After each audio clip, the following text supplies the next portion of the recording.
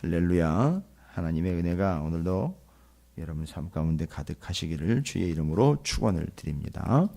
멜리데 섬, 몰타라고 불리고 있는 멜리데 섬에 276명이 바울을 포함한 인원이 전부가 다 마치 배에 처음 올랐던 그때처럼 내릴 때는 좀 각각 내렸겠죠. 배가 부서지니까 각각 물에 뛰어들어서 각각 섬으로 올랐으나 마치 그 배에 탈 때 처음 모습처럼 전원이 다 멜리데 섬으로 올라와 구원을 얻게 됐습니다. 이것은 그냥 우여곡절 끝에 살게 되었다가 아니라 그 난파하는 배에서도 그들이 하나님의 말씀으로 살았고 주의 복음이 있기 때문에 메신저인 바울이 있기 때문에 바울 때문이 아니라 바울이 품고 있는 복음 때문에 그들이 살게 되었다라는 것을 전하고 있습니다. 지금 오늘 본문 말씀에 멜리데 섬에 도착하여 사도 바울이 상당히 중요한 사건 하나를 겪게 됩니다. 뱀에게 물려 죽을 줄 알았는데 죽지 아니한 사건.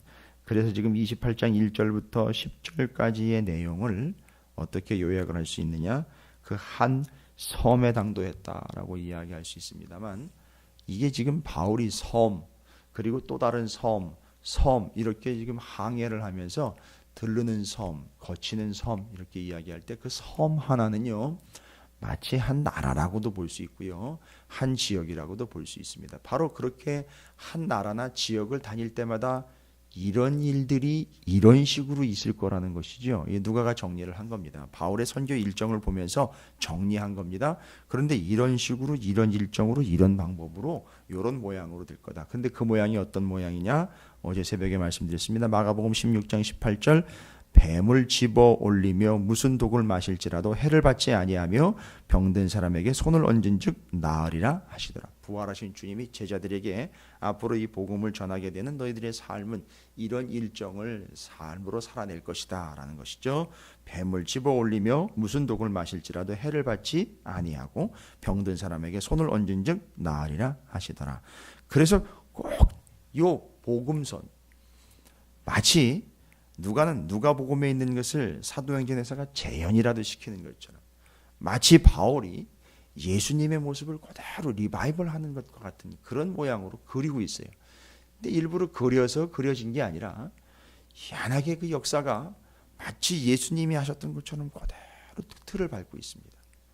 독을 마셔도 죽지 아니하고 뱀을 집어올리고 그렇죠? 죽음이 예수님을 삼키지 못한 것처럼 독사가 바울을 죽이지 못하고요. 그리고 예수님 말씀하신 것처럼 그 섬에 7절부터 오늘 10절까지 가장 높은 사람 보블리오라 하는 이 아마 그 섬의 주장인가 되겠죠. 장급 될 겁니다. 그리고 그 집에 부친 보블리오의 부친이 열병이 걸려서 이질에 걸려 누워 있었던 상황. 그래서 앞에서 뱀의 독에 물렸으나 죽지 아니하게 된 것에 이어서 그 보블리오라는 사람의 부친의 열병을 치유하는 사건이 그대로 말씀처럼 복음서처럼 그렇게 기록되고 있습니다. 자, 이게 뭘 이야기하는 것이냐?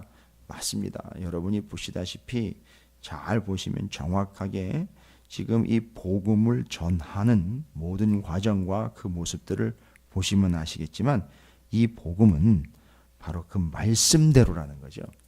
바울이 열심히 전하고 있고요. 바울이 주어진 상황에서 전하고 있는데 이 복음을 전하는 틀이요.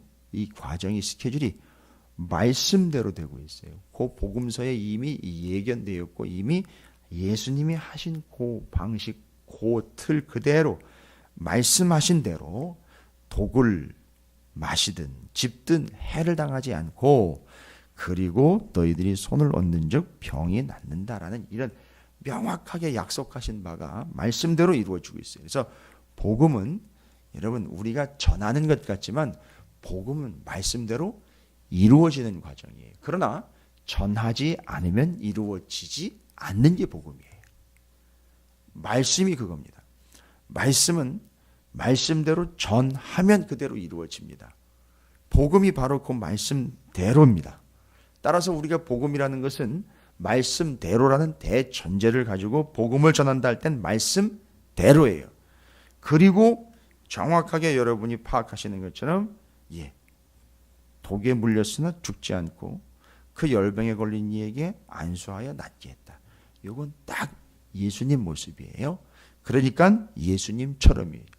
복음을 두 가지로 요약하면 그렇습니다. 정리하면 그렇습니다. 말씀대로 예수님처럼이에요. 저는 이걸 두 가지로 정확하게 정리를 해봅니다. 그럼 복음이 뭡니까? 요한복음 3장 16절을 달달달달 외우고 전도 책자를 손바닥에다 올려놓고선 달달달달 외워가지고 지나가는 사람을 붙잡아 놓고 이걸 계속 귀에 못이 박히도록 그렇게 10대 번을 외워주고 10대 명의 사람을 만날 때마다 동일하게 복음이라고 전하고 있다. 다 좋습니다. 그러나 그 복음의 본질로 들어가면 바울이 멜리데 섬에서 어떤 상황들을 겪게 되며 어떻게 복음을 전하는지를 보면 딱 두 가지죠. 말씀대로 예수님처럼이에요. 무슨 얘기냐? 말씀대로 예수님처럼 살아내는 것이 복음이라는 거예요. 그 책자에 나와 있고 요약되어 있고 훈련되고 무슨 세미나에서 제시하는 그런 복음 전도 제시법을 갖다가 전해도 전하는 이의 삶이 말씀대로나 예수님처럼이 아니라면 복음이 전파될 리가 만무하다는 겁니다. 그래서 이 복음을 전하는 것의 두 가지 핵심적인 본질은 뭐냐 하면 말씀대로 예수님처럼이에요. 절대 우리를 보고 예수 믿을 리가 없습니다. 이 두 가지가 아니면 절대 우리를 보고 예수님을 믿을 리가 없어요. 아무리 강력한 복음이랍시고 전한다고 하더라도 아무리 완벽한 말씀이랍시고 전한다 하더라도 말씀대로 예수님처럼이 우리의 삶에서 이루어지지 않는다면 절대 복음은 선포될 리가 없습니다. 받아들일 리가 없습니다. 여러분 복음의 의미가 뭡니까? 그 복음을 듣든지 아니든지 전하여 그들이 그 복음을 받아들이게 되고 이제 그 전하는 이의 입장에서는 말씀대로 예수님처럼입니다. 그런데요 받는 이의 입장에서는요 바로 이것이죠. 7절이 그걸 정확하게 얘기해주고 있습니다. 이 섬에서 가장 높은 사람 보블리오라 하는 이가 가장 높은 사람이면은요 마치 복음도 좌지우지할 수 있을 것 같죠. 가장 높은 사람 이미 가이사라에서 여러 번 겪었어요. 바울이 가장 높은 사람, 지들끼리 가장 높은 사람, 나름대로 자기네들끼리 가장 높은 사람인 총독이 있었고요. 헤로드 왕이 있었어요.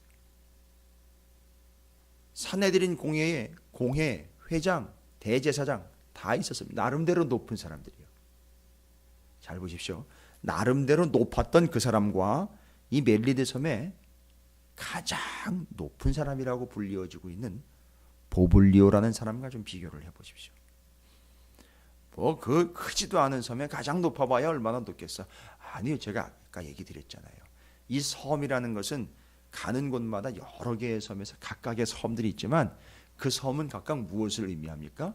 각각 그 나라, 동네, 지역, 공동체를 의미하는 거예요. 거기서 제일 높은 사람 얘기하는 거예요. 그래서 저는 이 높은 사람이라고 이야기할 때 바울이 이미 수태 겪었던 그 높은 사람들과 명확하게 대조가 되고 비교가 되더라고요. 사도행전을 처음부터 읽어왔기 때문에 쭉 이렇게 정리가 되어 축적이 되어 있는 그 사전 내용들 있지 않습니까? 앞에서 우리가 지금 살펴봤던 그 내용들, 거기에 이미 높은 사람들이 등장했을 때 그 사람들과 비교합니다. 이 섬의 가장 높은 사람 보블리오라 하는 이가 그 근처에 토지가 있는지라, 재산까지도 있고 지위까지도 높은 그가 우리를 영접하여라는 겁니다. 바로 이겁니다. 복음은 다른 게 아니고요, 영접입니다. 그래서 바울을 영접했다라는 이 본문 말씀은 그냥 단순히 맞아들였다의 개념이 아니라 바울을 맞아들였다 하면 난파된 배의 이야기를 기억하시지 않습니까? 그 배에 바울이 있었고 끝까지 백부장이 바울을 놓지 않고 끝까지 붙잡았던 바 백부장과 함께 같이 타고 있었던 275명이 다 구원을 받은 것처럼 바로 이 가장 높은 사람 아쉬울 것 없고 그 섬에서 나름대로 떵떵거리며 살아가고 있는 그가 뭐가 아쉽다고요. 그러나 바로 가장 높은 그 사람이 바울을 영접했습니다. 우리를 영접했다라고 그러는데 바울을 영접했고 그 바울을 영접했다라는 것은 사람을 영접한 것이 아니라 바울이 가지고 있는 복음을 영접한 거죠. 이게 이제 그 의미입니다. 그래서 복음은 전하는 이의 입장에서는 말씀대로 예수님처럼, 이거는 전하라는 개념으로 이야기할 때 그냥 입으로만 자꾸 전하는 걸 우리는 자꾸 생각을 합니다. 그러나 사도 바울의 이 모습, 복음을 전했던 모습과 실제로 난파되는 배에서부터 지금 멜리데 섬에 이르기까지 다 지금 바울은 온 몸으로 보여주고 있는 거예요. 온 몸으로 다 표현을 해내고 있는 겁니다. 이 복음을요. 그럴 때에 말씀대로 예수님처럼이라는 대원칙, 그때 그 복음을 그 섬의 가장 높은 사람이 받아들였다는 거예요. 영접했다는 겁니다. 아주 완벽한 구조로 지금 설명해주고 있어요. 가장 높은 사람, 그 사람이 복음을 영접했다. 이유가 뭘까요? 바울을 영접했다라는 거예요. 그 바울이 말씀대로 예수님처럼 그대로 그렇게 전하고 있는 바를 받아들인 거죠. 영접한 거예요. 저는 확신합니다. 우리가 아무리 성경 66권을 달달달달 외워가지고 전한다 하더라도요, 우리의 삶 자체, 우리의 드러나는 모습 자체, 우리의 배어나오는 모습 자체가 말씀대로 그 예수님처럼이 안 되면 절대 복음은 어느 누구도 받아들일 리 없을 거라는 거예요. 하나님이 직접 하시면 하실 일이에요. 그러나 우리를 통하여 하신다 할 때 바로 우리에게 주어진 복음을 맡은 자로서 두 가지, 말씀대로 예수님처럼 절대 잃으시면 안 됩니다. 그리고 그것을 영접하게 되었다라는 사실을 보면서 우리는 중요한 복음에 대한 절대적인 진리를 또 깨닫게 됩니다. 여러분, 우리는 영접시켜야 되는 거 아닙니까? 복음을 영접하도록 해야 될 거 아닙니까? 바로 그것이 우리의 말씀대로 예수님처럼이라는 것입니다. 그리고 그 말씀대로 손을 얹은 즉 나으라, 버블리오의 부친이 열병과 이질에 걸렸습니다. 누가가 아마 이걸 잘 기록을 하고 있는 이유는 누가가 의사이기 때문에 이 두 가지 증상을 다 열병과 이질 같이 오는 거긴 하겠습니다만, 열병과 이질에 걸려 누워 있었다, 상당히 심각한 상태였다라는 걸 이야기하고 있고요. 누가가 의원이기 때문에 바로 그 병명을 정확하게 진단을 해서 이야기를 하고 있는 거예요. 그러면 이 누가는 의원이니까 이 병에 대해서 자기가 나설 수도 있거든요. 생각을 해보십시오. 자기가 나설 수 있어요. 왜요? 알고 있으니까. 복음은 알고 있는 바가 아닙니다. 믿고 있는 바예요. 그래서 누가는 나서지 않습니다. 빠집니다. 바울의 주치의까지 하고 그 수많은 귀중한 과정들을 이미 수료한 나름대로의 철학 박사 시스템까지 올라가 있는 이 누가가요, 그 당시 로마와 헬라 문화에서 그 분야의 최고가 된다는 것은 기초학문서부터 철학까지 다 섭렵을 했다는 얘기입니다. 그러니까 오늘날처럼 그 전공 과목만 쭉 해서 제대로 전문가가 되는 그런 개념이 아니에요. 기초학문서부터 그 전문 분야로 나중에 나누어지면서 거기서 그 분야의 최고가 되는 그런 개념이거든요. 거기 열병이 이질이 있으면요, 얘 누가가 나서서 해결할 법하거든요.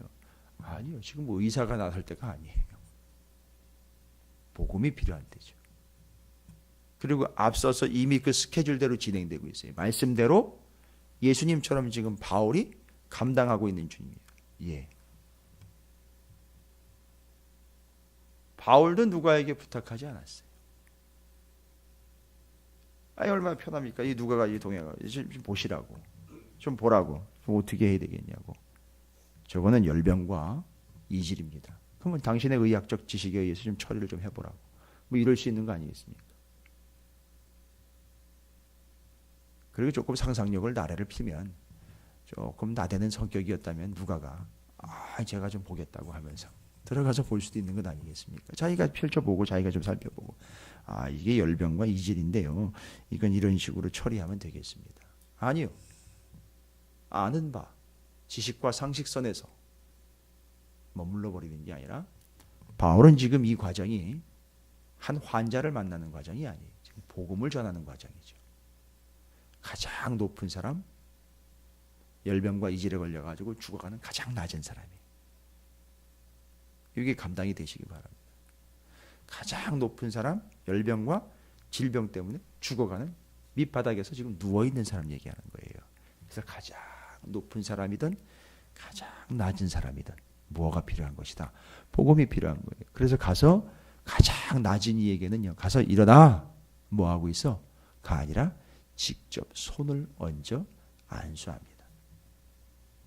그래서 그 말씀대로 예수님처럼 마치요 복음서에 누가복음 4장 이후로 나와 있는 그 예수님의 복음을 전하시면서 병든 자들을 고치는 모든 과정들이 아주 축소판으로 여기 기록이 되어 있어요.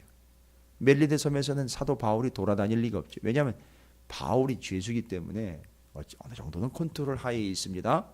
근데요, 그렇게 못하니까 어떻게 됩니까? 보십시오. 또 동일한 역사가 나타나죠. 이러므로 섬 가운데 다른 병든 사람들이 왔다고 그래요.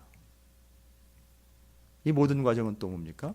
병을 고침받으러 오는 것이지만 그렇죠. 아까 처음에 바로 그 보블리오가 바울과 그 복음을 영접하는 것처럼 이제는요. 어떤 역사가 나타났죠? 이렇게 복음을 전하는 결과 그 섬에 있는 많은 사람들이 바울에게로 찾아옵니다. 여러분 이게 지금 복음입니다. 복음은 이렇게 찾아가고 찾아옴을 통하여 이 병든 수많은 사람들이 예수님이 그렇게 하신 것처럼 그들을 고치고 바울이 지금 멜리데 섬에서 그런 역사를 동일하게 펼쳐내고 있어요. 왜 이런 역사가 나타나느냐? 말씀대로 예수님처럼 하기 때문에 말씀대로 되고 예수님 하신 것처럼 되고 있어요. 기억하십시오. 우리의 삶이 말씀대로 예수님처럼일 때 우리의 삶에는 말씀대로 예수님이 하셨던 것처럼 그대로 나타난다는 거예요. 여러분 이게 복음이에요.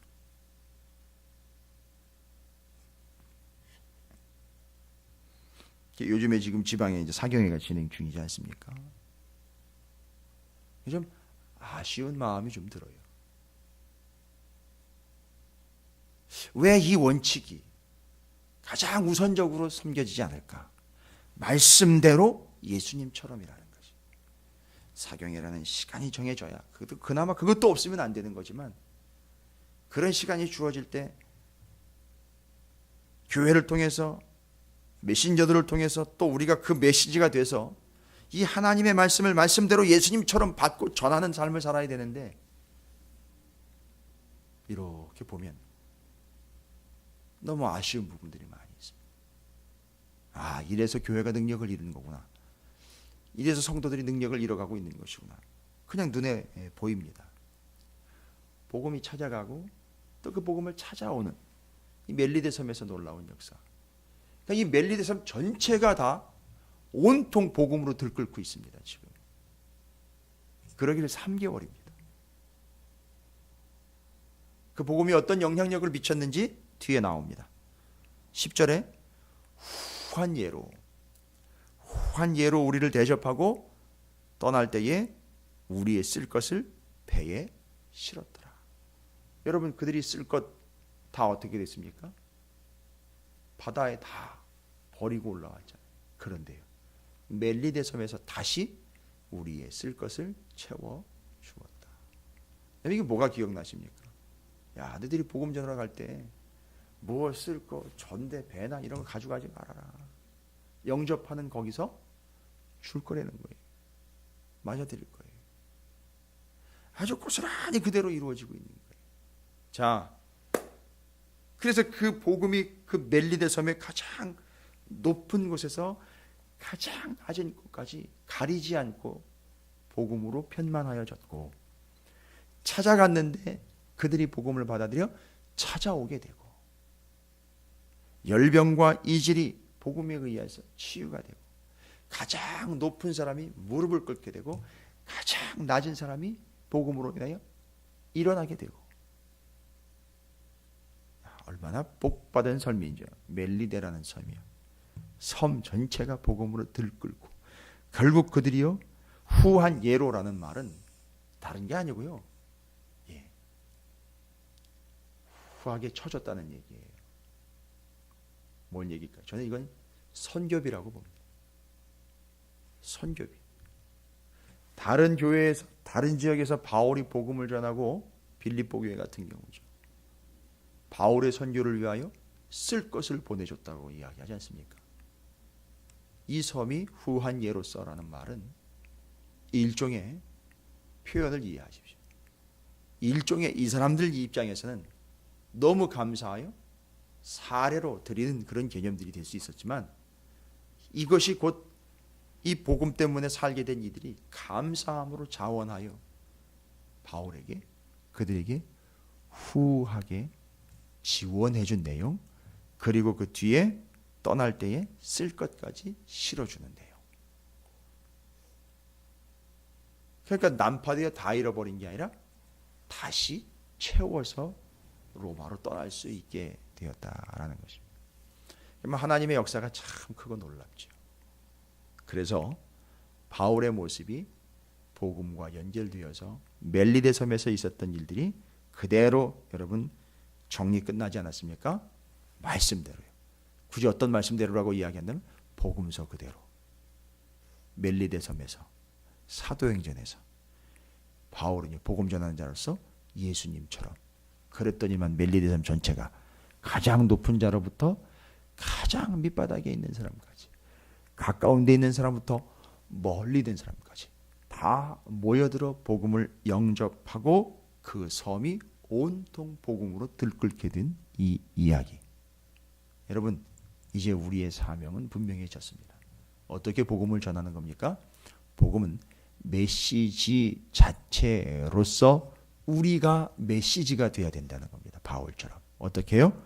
말씀대로 예수님처럼 전했으면 그대로 살아냄으로 그것이 복음이 된다는 걸 잊지 마십시오. 그 결과는요, 가장 높은 곳으로부터 가장 낮은 곳까지, 가까운 곳으로부터 먼 곳까지 주의 복음이 편만하게 된다는 사실, 이 섬 하나를 전체를 다 복음화시키는 이 역사를 통해서 바울이 복음 전파로 멜리데 섬이 복음 증거의 귀중한 증거가 되었다. 다시 한번 선포합니다. 잊지 마십시오. 우리는 그 복음을 말씀대로 예수님처럼 전하는 자일 뿐만 아니라 살아냄으로 높은 자부터 낮은 곳, 가까운 곳부터 먼 곳까지 그 복음을 영접하게 되는 역사가 나타나게 될 줄로 믿습니다.